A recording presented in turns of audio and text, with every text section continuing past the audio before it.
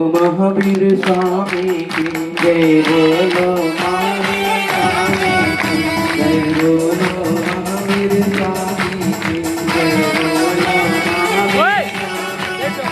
घट घट के अंतर्यामी की घट घट के अंतर्यामी की जय बोलो, महावीर स्वामी।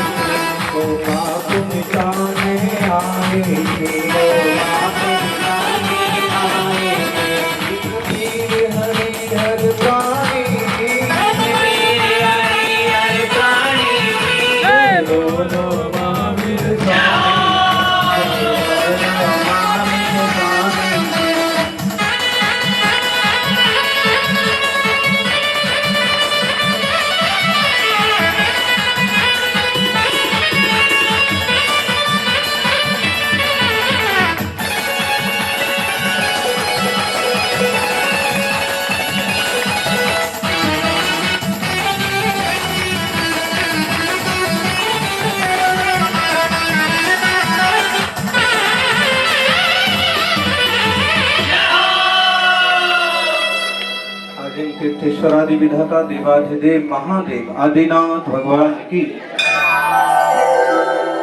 महावीर भगवान की, आचार्य तपस्वी सम्राट गुरुवर श्री सन्मति सागर जी महाराज की।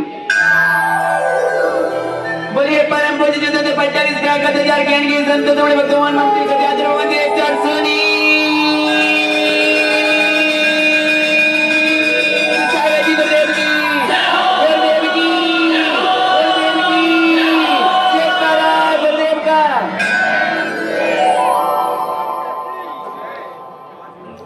दीन दुखियों की सेवा के लिए जो लुटा दे अपना धन उसे दानशूर कहते हैं। दीन दुखियों की सेवा के लिए लुटा दे जो अपना धन उसे दानशूर कहते हैं। और जहां हर एक दिल में हो भक्ति का पूर उसे ज्ञानपूर कहते हैं। जाना कहां था, कहां आ गई।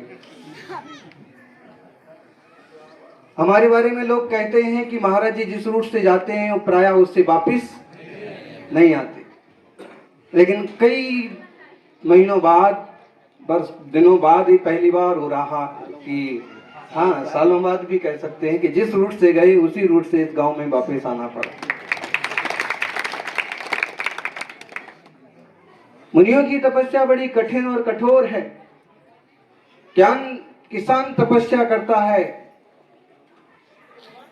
और धरती से अन्न उगाता है, दुनिया का पेट भरता है। साधु तपस्या करता है, तब से भीतर ज्ञान उगाता है और दुनिया में सुख शांति के संदेश फैलाता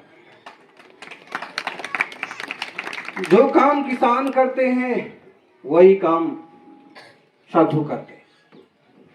साधु का दृष्टिकोण आध्यात्मिक है और किसान का लोक के कल्याण का है।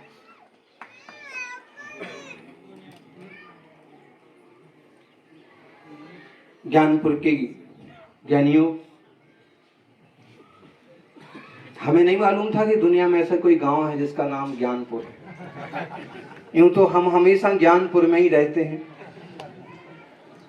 मन एकदम शांत रखना और प्रभु का ध्यान करना, आत्मा का ध्यान करना, अपने ज्ञान में रमना। ज्ञान सबका स्वभाव है।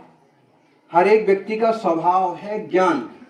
आपकी बैटरी क्या है? आपकी बैटरी क्या है? मोबाइल की बैटरी तो अपन जानते हैं कि हमारी बैटरी है हमारा ज्ञान। ये बॉडी हमारी बैटरी नहीं है। ये तो जैसे मोबाइल के ऊपर वो होता है ना, क्या बोलते हैं उसको, कवर, और क्या, और सारा हार्डवेयर, टफन, स्क्रीन कार्ड, जो भी है, ये बॉडी जो है वो ऐसे ही कुछ है। बैटरी उसके अंदर बहुत छोटी और बहुत पावरफुल होती है। वैसे अपने भीतर है ज्ञान की बैटरी। इसलिए हम जब संबोधित करते हैं तो बोलते हैं ज्ञानियों, बॉडी के लिए नहीं बोलते हैं। वो आप जो हैं आत्मा। ये नाम तो हमारे माँ बाप ने रखा है। ये जाति तो हम कहीं पैदा हो गए और जहां पैदा हो गए उसे अपना मानने लगे। महावीर स्वामी ने जातियों में बहुत ज्यादा विश्वास नहीं किया। वो क्षत्रिय थे, लेकिन उन्होंने एक ऐसा मार्ग बताया कि जो परम श्रेष्ठ है, हर एक के लिए कल्याणकारी है, हर एक जीव सुखी रहे। उनके शिष्य ब्राह्मण थे, उनके और सारे शिष्य सभी शिष्य बने। तो इन चीजों को जैन धर्म में कभी ज्यादा जगह नहीं दी गई है। आज बैठे हुए हैं आपके बीच में जिन्हें आप श्रावक कहते हो, वाणिया, लेकिन इनमें भी अधिकतम जो कौम है वो क्षत्रिय हैं। इतिहास जब हम देखते हैं तो अमुक जैसे हमारे जैसे कोई आचार्य और बहुत ज्यादा प्रभावशाली आचार्य गांव में पहुंचे और लोगों को लगा कि ये जो बात कह रहे हैं वो सचमुच अद्भुत है और इनकी बातों से हमें चलना चाहिए। और वो राजा, वो गांव के लोगों ने उन गुरु का आशीर्वाद लिया और वो क्षत्रिय और वो जैन धर्म पालन करने लगे। जैन धर्म जन जन का धर्म है। पाटीदार समाज एक प्रतिष्ठित, अहिंसक, सदाचारी और दुनिया का पेट भरने वाला समाज है। अन्न उगाना अपने आप में, खेती करना एक अपने आप में एक तरह की तपस्या।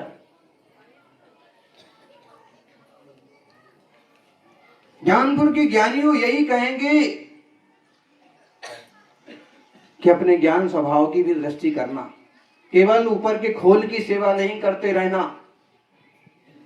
केवल अपने घर को नहीं सजाते रहना, घर के भीतर के फर्नीचर को भी नहीं सजाते रहना, जरा सा अपने घर में रहने वाले अपने पर भी ध्यान देना। एक संत के पास ज्ञानपुर के लोग पहुंचे, मान लो हमारे ही पास पहुंचे, संत के पास पहुंचे और उन्होंने कहा कि महाराज जी आपको हमारे गांव में पधारना। संत ने कहा, गुरु ने कहा कि पहले मेरे एक प्रश्न का उत्तर दो, फिर मैं विचार करता। गांव वालों ने कहा कि बताइए आपका प्रश्न, आपको जो कुछ चाहिए होगा हम देंगे, हमारे पास बहुत रुपए हैं, हम तो 32,000 की गोली भी ले सकते हैं, आपको जो चाहिए सब व्यवस्था हो जाएगी। संत ने कहा ना, मुझे कुछ नहीं चाहिए। जिसे कुछ चाहिए वो कैसा संत, जो केवल दान दक्षिणा के लिए प्रवचन सुनाए वो कैसा साधु, केवल अपना मठ मंदिर बनाने के लिए, इकट्ठा करने के लिए लोगों के बीच में जाए। संत ने कहा मैं उसे संत नहीं मानता। तो आपका प्रश्न क्या है? संत ने कहा तुम्हारे गांव में या तुम सब ज्ञानी हो कि अज्ञानी? एक दूसरे का मुंह देखा, फटाफट मीटिंग की, फाइनल कर दिया कि अभी क्या जल्दी से जवाब देना चाहिए ताकि जल्दी महाराज गांव में आए। और उन्होंने कह दिया कि भाई हम जब ज्ञानपुर में रहते हैं तो हम सब ज्ञानी हैं। तो महाराज ने कहा जब तुम सब ज्ञानी हो तो मेरे गांव में आने की जरूरत क्या है? बोलो हमको क्यों बुलाया आपने? कुछ हम ज्ञान की बात करेंगे, कुछ आपको परमात्मा की बात बताएंगे, कुछ अच्छी अच्छी बातें बताएंगे जो आपके जीवन को बदले। तो मेरी जरूरत नहीं है, मैं नहीं आऊंगा। उन्होंने कहा कि नहीं, हमारे प्रश्न का उत्तर गलत हो गया। फिर इशारा किया कि देखो जल्दी मत करो, थोड़ा सोच के बोलो। शायद महाराज ये सुनना चाहते हैं कि अज्ञानी हो तो प्रवचन करें। फिर उन्होंने तुरंत आपस में धीरे धीरे चर्चा की और फाइनल कर दिया कि महाराज जी हम सब अज्ञानी हैं। महाराज जी ने कहा, अभी कह रहे थे ज्ञानी है। ज्ञानी इसलिए कहा क्योंकि हम कोई व्यसन नहीं करते, हमारे यहाँ कोई मांस नहीं खाता है, कोई दारू नहीं पीता है, कोई गुटखे नहीं खाता है, कोई बेईमानी बदमाशी नहीं करता है, चोरी नहीं करता है, इसलिए हमने कहा हम ज्ञानी हैं। लेकिन जो ज्ञान आपके पास है वो नहीं है, इसलिए हम अज्ञानी हैं। हमारा जीवन व्यसनों में, फैशन में, बेकार की चीजों में बर्बाद करने के लिए नहीं है। हमारा यह जीवन आत्मा की शुद्धि के लिए है, परमात्मा के स्मरण के लिए है और समाधि पूर्वक मरण के लिए है। आनंद से जीना और आनंद से ही देह को त्याग करके आगे की यात्रा करना। सागवाड़ा में समाधि हुई थी, 2 समाधि हुई। एक माता जी ने 37 उपवास किए और उतनी तपस्या पूर्वक जीवन भी आनंद से जिए। हमारा जीवन आत्म कल्याण के लिए है। महाराज जी हम अज्ञानी हैं, आप गांव में पधारो। उन्होंने कहा कि जब तुम सब अज्ञानी हो तो अज्ञानियों के बीच में जाकर के हम क्या करेंगे? हैं? अज्ञानी को तो कुछ भी बोलो वो सुनेगा, मानेगा? नहीं सुनेगा, नहीं मानेगा। तुम अज्ञानी हो तो हम नहीं आएंगे। लोग चक्कर में पड़ गए, ना इनको ज्ञानी चाहिए ना अज्ञानी चाहिए। फिर उन्होंने इशारा किया कि ऐसा करो कि आधे लोग इधर खड़े हो जाओ, आधे लोग उधर खड़े हो जाओ।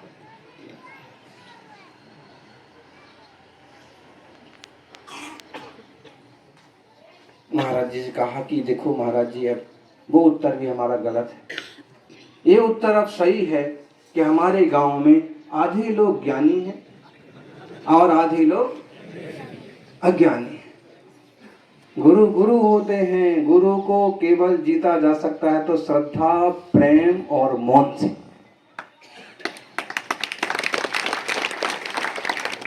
और कोई तरीका नहीं है। और उसमें भी हमारे आचार्य गुरुवर सन्मति सागर जी या हमारे ऐसे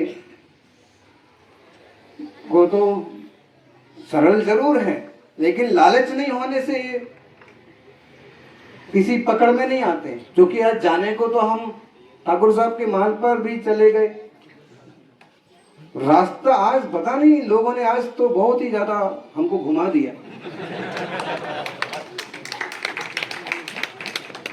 जो भी है, भक्ति के बस तो राम को भी समरी की गुड़िया पर जाना पड़ा था। महाराज जी ने कहा कि ये इस तरफ के ज्ञानी हैं, हाँ, और आप लोग बोले इस तरफ के सब अज्ञानी। तो ऐसा करना, तुम सब ज्ञानी लोग ये अज्ञानियों को पढ़ा देने का। हमारे आने की क्या जरूरत है? उन लोगों ने विचार किया कि महाराज ऐसे ज्ञानी महाराज तो अपने गांव में जरूर आना चाहिए, क्या किया जाए? किसी बुजुर्ग ने इशारा किया कि तुम ज्यादा होशियार मत बनो, इनके सामने चुपचाप हाथ जोड़ के बैठ जाओ तो आपका काम सही हो जाएगा। और बड़े बुजुर्गों की सलाह हमेशा काम आती है। बेटियों को कभी कभी लगता है कि मम्मी का काम तो टोकना है, पापा का काम तो डांटना है। बेटों को कभी कभी लगता है कि पापा तो बस बोलते ही रहते हैं, डांटते ही रहते हैं। हर बाप को जैसे लाइसेंस मिला हुआ है डांटने का। लेकिन बड़े बुजुर्गों ने अपनी जिंदगी में जो अनुभव किया है, जो रास्ते देखे हैं, जो कठिनाइयां पार की हैं, उससे उन्हें मालूम पड़ता है कि किस रास्ते से जाएंगे, कैसे आगे बढ़ेंगे तो सक्सेस होंगे, और कैसे रास्ते जाएंगे तो जिंदगी बिगड़ जाएगी, बदनाम हो जाएंगे, दुखी हो जाएंगे, परेशान हो जाएंगे। इसलिए वो टोकते हैं, समझाते हैं। बड़ों के अनुभव का लाभ लेना चाहिए, उनकी डांट फटकार का बुरा नहीं मानना चाहिए। बड़े बुजुर्ग की बात मानी, चुपचाप बैठ गए। गुरुजी ने कहा कि प्रश्न का उत्तर उनने कुछ नहीं कहा। गुरुजी ने अपना पिछी कमंडल उठाया, चलो तुम्हारे गांव चलते।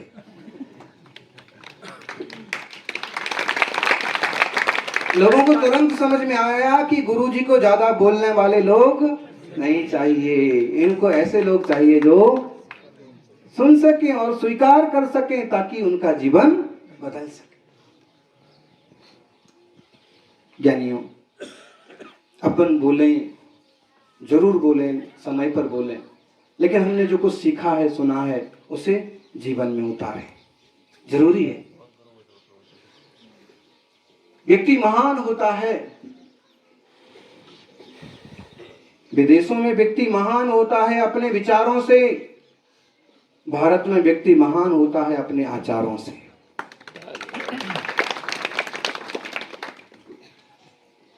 हम जिनकी पूजा करते हैं उनके आचरण की पूजा करते हैं। ये दिगंबर मुनियों की आप देख लीजिए, एक कौड़ी पास में नहीं है, न तन पर कपड़े, न मन पर लफड़े और न किसी प्रकार के दिमाग पर झगड़े, कुछ भी नहीं। और ना कहीं कोई कब्जा है, ना कहीं कोई मठ मंदिर है।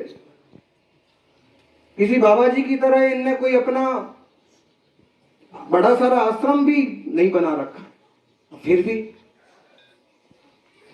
जहां तक हम जानते हैं कि सामान्य लोगों के दिल में दिगंबर मुनि को जो श्रद्धा है वो और किसी संत के प्रति नहीं है।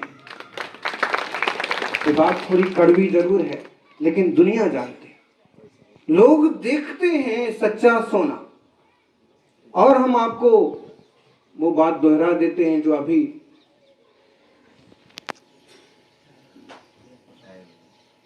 दया भाई ने या फिर किसने कही थी, पंडित जी ने, कि दिगंबर मुनि, कोडनिया जी ने किसने कही थी, दिगंबर या मुनि, जैन मुनि सिर्फ मुनि नहीं होते हैं, ये जंजर के मुनि होते हैं। जब इनने अपना त्याग करके परिवार का त्याग किया है तो अब ये किसी भी बंधन से बंधे नहीं रह गए। ऐसे में हमें जब भी अवसर मिलता है हम सब लोगों के बीच में जाते हैं और उन्हें धर्म की 4 बातें बताते हैं। ध्यान रखना, आजकल जो स्वार्थ वृत्ति चल रही, आज जब 4 भाई एक साथ ऊपर मंच पर आए तो हमें बड़ा अच्छा लगा कि गांव में आज भी वह परंपरा जीवित है जो राम लक्ष्मण भरत शत्रुघ्न के जमाने में थी। वरना एक का मुंह उधर, दूसरे का, एक का पूरब, दूसरे का पश्चिम, एक का उत्तर, दूसरे का दक्षिण। कभी कभी तो केवल 2 होते हैं और ऐसा माथाफोड़ी करते हैं, एकदम बेवकूफ। नहीं, परिवार है, एकजुटता होना चाहिए, प्रेम होना चाहिए। धन संपत्ति, रुपया पैसा, नौकर गाड़ी कुछ भी साथ नहीं जाता है। साथ जाता है तो केवल आपका अच्छा व्यवहार और अच्छा आचार। श्री राम चित्रकूट के घाट पर बैठे हुए थे, सीता बैठी थी पास में। प्राचीन परंपरा रही है हमारे देश में कि या तो लोग संन्यास आश्रम लेते हैं, तपस्या का आश्रम लेते हैं, कोई ब्रह्मचर्य का रास्ता लेते हैं, और नहीं तो गृहस्थी में प्रवेश करते हैं। तो उसकी एक विधि होती है, विवाह। शादी विवाह हुआ, राम सीता दोनों बैठे हुए हैं, वनवास के समय की बात। एक बड़ा सारा सुंदर पेड़ है और पेड़ को देख करके सीता ने अपनी कल्पना की, राम की प्रशंसा की, कहा ये पेड़ कितना भाग्यशाली है। राम ने कहा ये पेड़ कितना भाग्यशाली है, ये पेड़ कितना भाग्यशाली है जिसको इतनी सुंदर लता लिपटी हुई है। लता समझ में आया? बेल। बेल को क्या बोलते हैं वागड़ी में? बेलो बेलो बेलो वेलो। बेलरी, इतना सुंदर बेलरी लिपटी हुई है, ये पेड़ भाग्यशाली है। राम ने कहा कि मैं भाग्यशाली हूं जो तुम्हारी जैसी अच्छी समझदार पत्नी मिली। इसका ये मीनिंग था कि मैं जंगल में जाने का योग बना तो भी मेरे साथ साथ आजकल की औरत हो तो छोड़ के भाग जाए। हाँ, एकाध कोई समर्पित जीव हो और बहुत अच्छे विचार हों तो डटे रहें, वरना पति पर आपत्ति आती है और पत्नियां, ऐसा नहीं होना चाहिए। आपका परिवार है, आप एक दूसरे का सहयोगी हैं, आप कोई साधु नहीं है। साधु अकेले रहें, तपस्या करें, उनके लिए कोई दबाव नहीं है।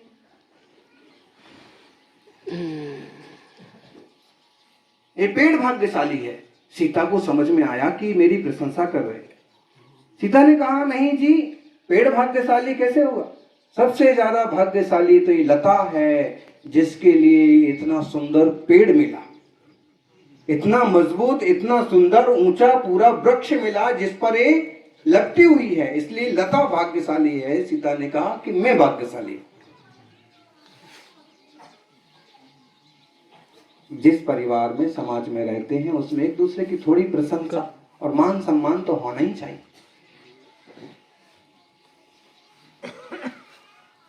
दोनों में आपस में चल रहा था संवाद, एक दूसरे को श्रेय देने का।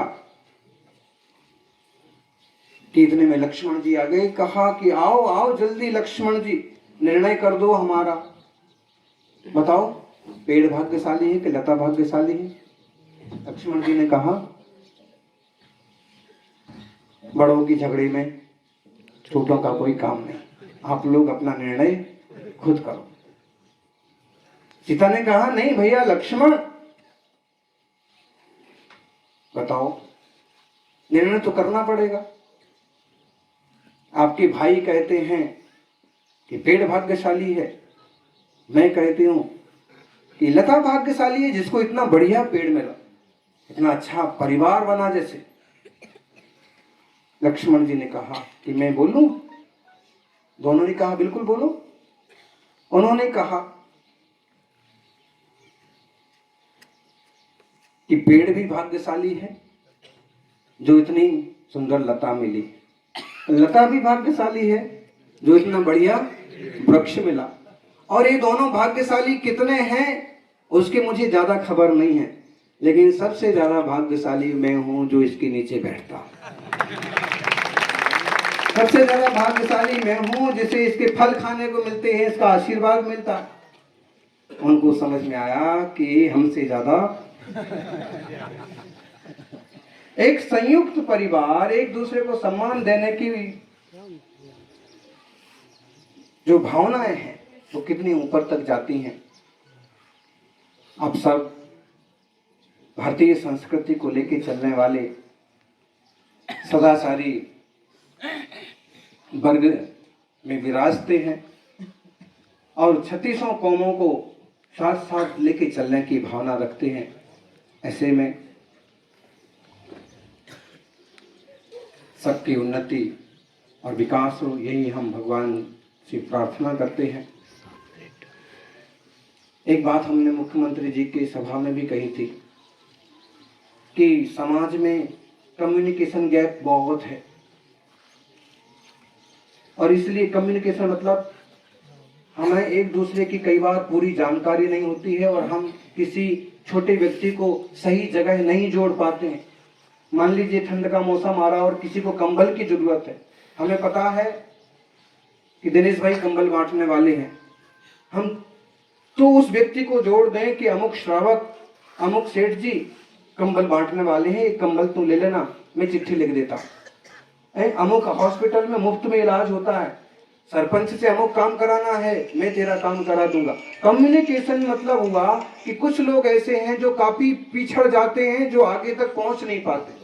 ऐसे में अपन सबको चाहिए कि जो इस टाइप के लोग हैं उनको भी अपन आगे की धारा से जोड़ें, सहयोग करें। सबके कल्याण में ही अपना कल्याण है और हम शुरुआत अपने से करें। स्वच्छ भारत, प्लास्टिक मुक्त भारत, बेटी बढ़ाओ बेटी पढ़ाओ जैसी भावना ये तो आदिनाथ ने शुरू की थी, ब्राह्मी और सुंदरी का पालन पोषण करके। गौशाला, गायों की सुरक्षा, और अभी तो इस पर भी काफी चल रहा है, क्योंकि आप लोग तो शायद सभी समझदार ही हैं, नहीं तो खेत की पाइपलाइन जब अपन दूसरे खेत में लेके जाते हैं तो कई बार सड़क क्रॉस करते हैं, और सड़क क्रॉस करते हैं तो सड़क खोद देते हैं पाइप डालने के लिए। वो एक बहुत बड़ी गलती है। गांव में हम अपने घर का पानी निकालने के लिए कई बार सड़क खोद देते हैं, वो कारण कभी एक्सीडेंट का वो सबब बन सकता है।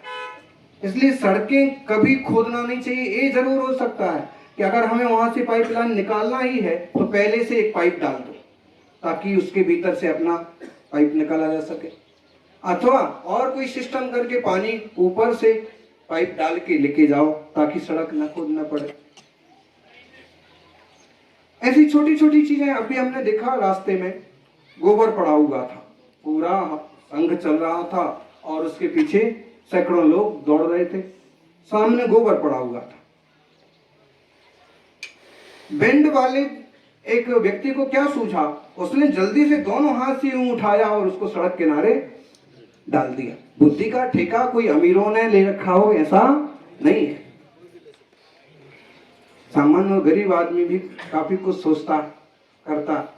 अगर उसने इतना किया तो पूरी सड़क पर फैलने से बच गया, लोगों के पांव गंदे होने से बच गए, कोई फिसलने से बच गया। सागबाड़ा में हम लोग थे, पानी खूब भर गया। हमारे साथ चलने वाले एक युवक ने, पूरी नाली जाम हो गई, उसने ये परवाह नहीं की कि मैं तो श्रावक हूं। उसने पॉलीथिन दिख रही थी एक नाली में, उसने उसका छोर पकड़ा, पूरा खींचा। जैसे ही 2-4 पॉलीथिन बाहर आई, पूरा पानी का पूर बाहर निकल गया। इतना छोटा सा काम है, लेकिन उससे काफी लोगों के लिए अच्छा हो रहा। तो हम छोटी छोटी बातों का ध्यान रखें कि पड़ोसी को तकलीफ ना हो, गंदगी ना फैले, बैर विरोध ना हो, और सब मिलजुल करके आगे बढ़ें।